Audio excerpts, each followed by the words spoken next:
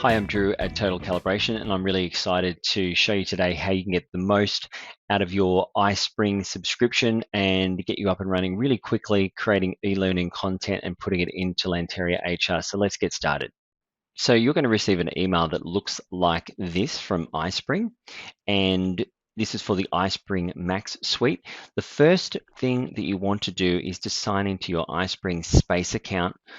You're going to use this URL here and the credential provided.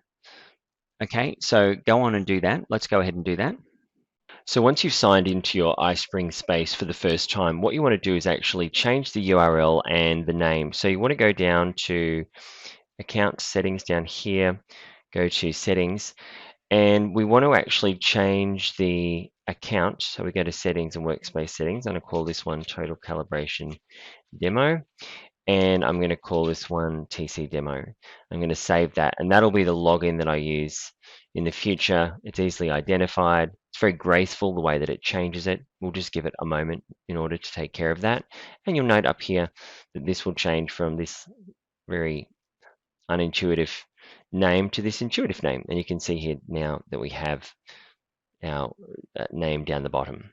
Okay, so next, so what is iSpring Space? iSpring Space is a cloud-based e-learning authoring tool. It's very simple to use. You can see here that we actually have a couple of examples. So we've got an information security presentation.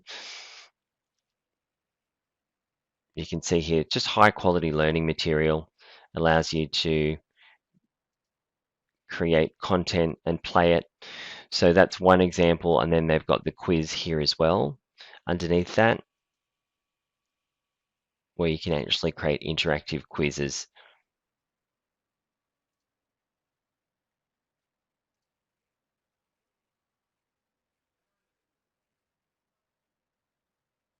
Which ones do you consider the safest? I would consider those two to be the safest. Perfect. All right, cool. So we'll jump out of that. So if you want to create some really simple cloud-based stuff, you can do that by clicking on Create and choosing Page or Quiz. There's some great tutorials online. I won't go through that in any more detail. Okay, so we've signed in to iSpring Space, and I've given you a quick walkthrough of the example content that's there.